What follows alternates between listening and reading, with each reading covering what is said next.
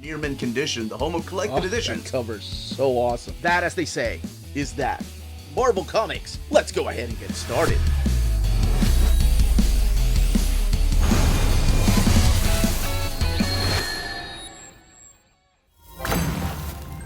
How's it going, all you minties? This is the Uncanny Omar from Near Mint Condition, the home of collected editions. And join me today for my overview of the Zatanna by Paul Dini paperback. This is the latest printing of this book from DC Comics, so let's go ahead and get started.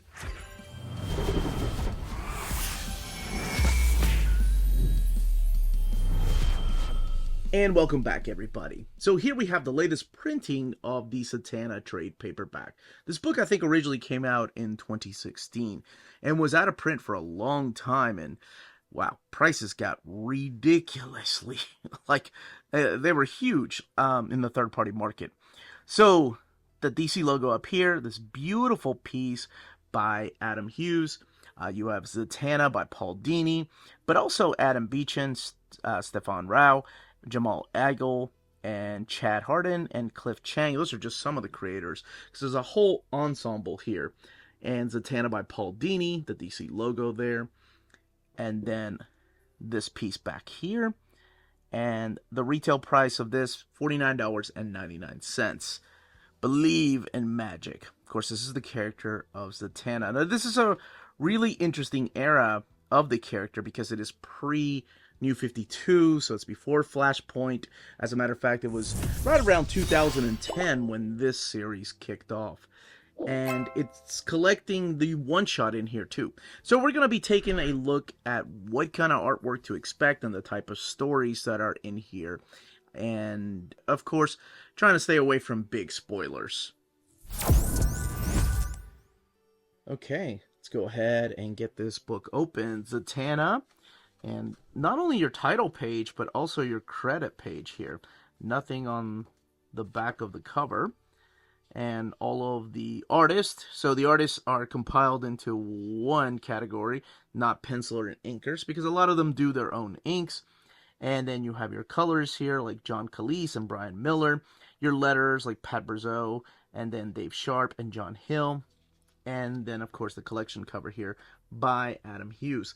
This is the introduction that I believe was originally in the original printing, and that is in 2016, by Paul Dini, talking about how much he loves the characters and how hard it is to be a musician. Almost said a musician. Magician. Uncanny Omar, talk pretty one day. But this is telling you about his love of the character and the respect that comes to magicians, because of course he is married to the magician Misty Lee. So he knows a little bit about how hard it is to be a performer. So this collects Zatanna 1 through 16. It kicks off with the Everyday Magic one-shot, and then it also has the DC Infinite Halloween Special number 1. 440 pages, retailing for $49.99. You have a beautiful cover here for the Everyday Magic one-shot by the legendary Brian Boland. And then on the left-hand side, so I love that they did this, because they do this throughout the trade paperback. They tell you who the artist is, who the writer, of course, is, because it's not always going to be Paul Dini, and then who the cover artist is. I think that's great. That's an awesome way to collect the book. The only thing I wish they would have is, of course, where or what issue you're on, because they still don't do that. So, for example, this one is drawn by Rick Mays, and Brian Miller does the particular colors on this book. So this is a one-shot that takes place before the ongoing series, and it is all about Constantine, or Constantine, rather, and his relationship with Zatanna. Now, it's pretty simple at first because it's like her doing shows and then just having, trying to find this balance of showgirl and magician. If you're not familiar with the character Zatanna, she's a little bit different than that of, like, Doctor Strange. Doctor Strange is the mystic of the arts, right? Like, he's into the supernatural realm of the Marvel Universe. Zatanna is a showman. Like, she is up there doing magic shows, also dabbles in magic of the supernatural. And this is a book, like the one shot is just pretty much trying to find this balance of dating. She meets this guy named Hal. They have a few drinks. One thing leads to another, but she needs to fly to Denver. So she uses the convenience of magic to get to Denver. All of it being told by this imaginary rabbit. Now, what's really interesting is if you're not familiar with the character of Zatanna, Paul Dini does an amazing job of reintroducing you to her and her powers with this imaginary rabbit that is telling the tale of Zatanna. And this is where John Constantine is going to step in. So this book, actually, let me make sure, is it... it doesn't say mature ratings or anything, but there are F-bombs through here. I will say, especially in the one-shot, there's strong language. So, bear that in mind in case your little ones are reading the webtoon series of Zatanna and they're like, hey, I want to read more. But anyway, John Constantine, or Constantine, depending on how you or where you're from, accidentally, but then it's John, it's never accidentally, does something that he now has a debt with Nemu. And that's who Zatanna goes and visits.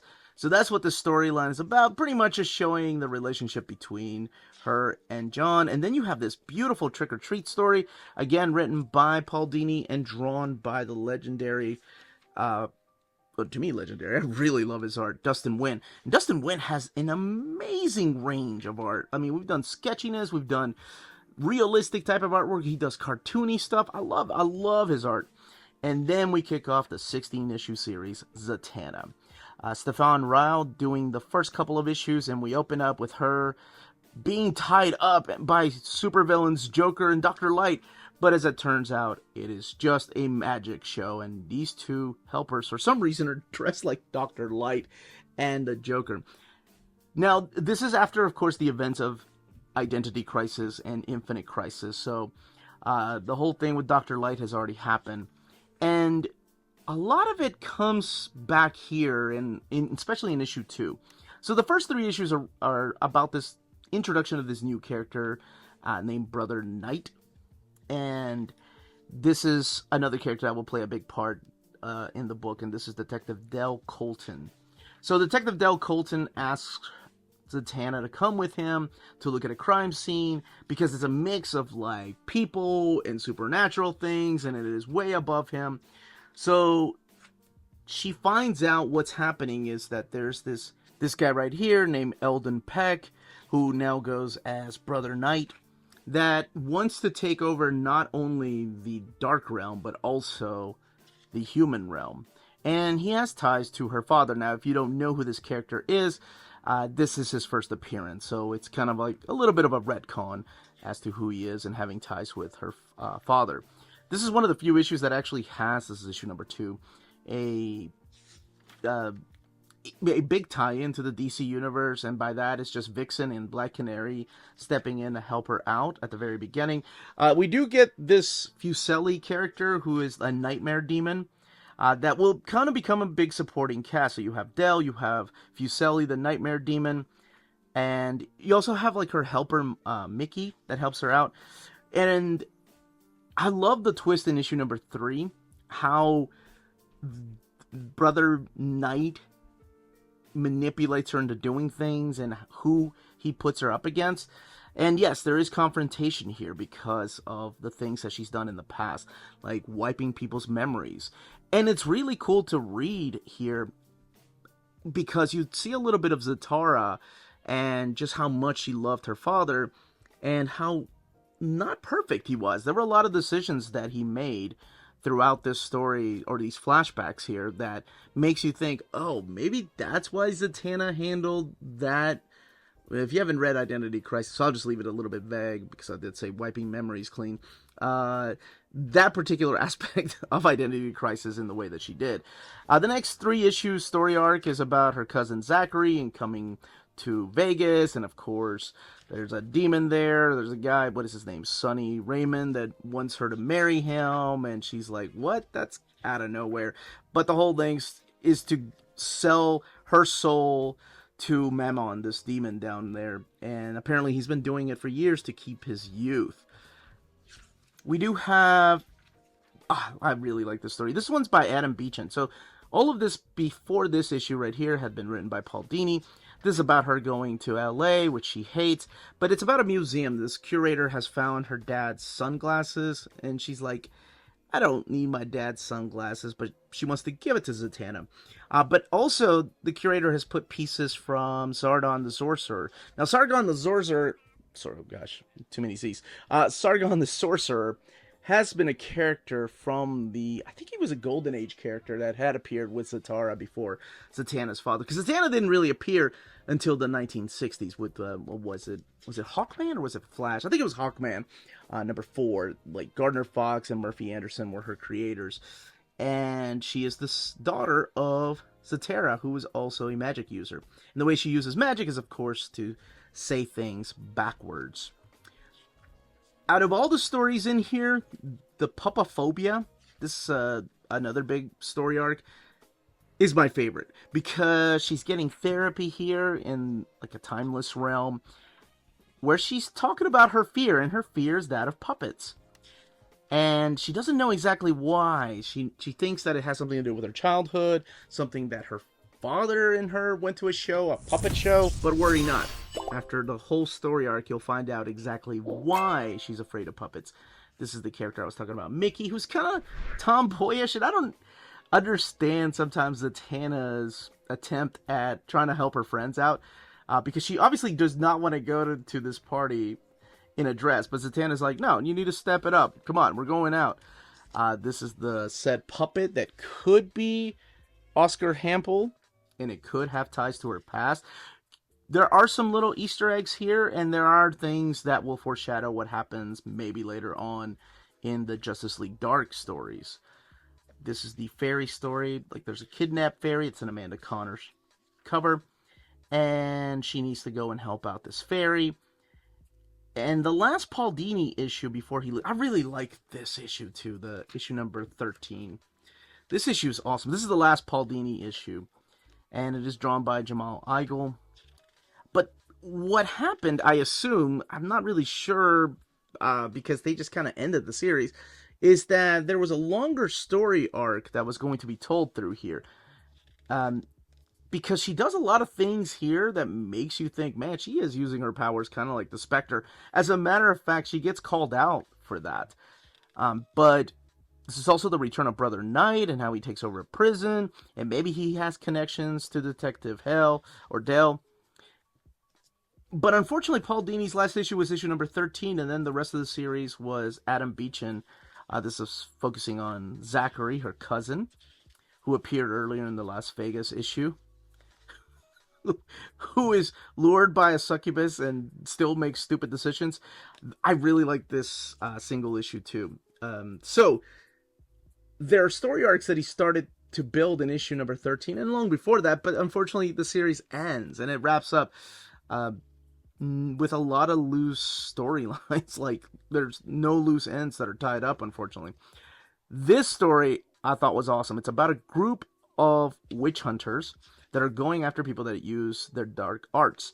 And what they do is they shoot an arrow to her throat so she can't speak. Now, of course, that was supposed to probably go through her throat, but it grazes her throat, and she can't use her magic. And how she deals with them, man.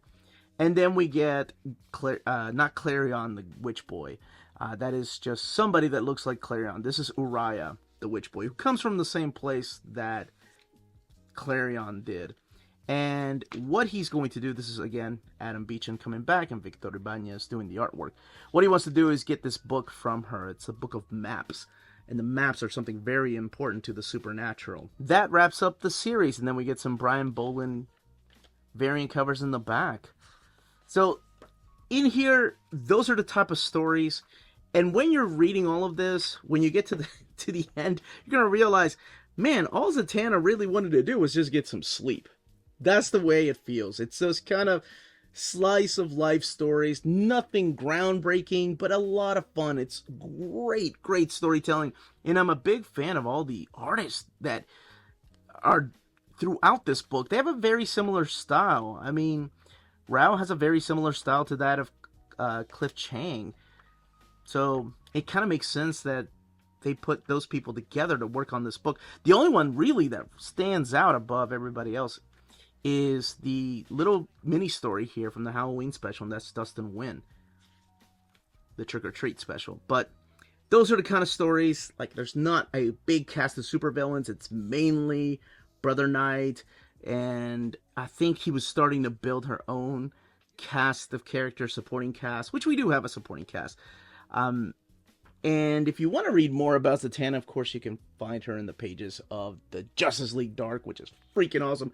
And she does have an ongoing webtoon series that people really dig these days.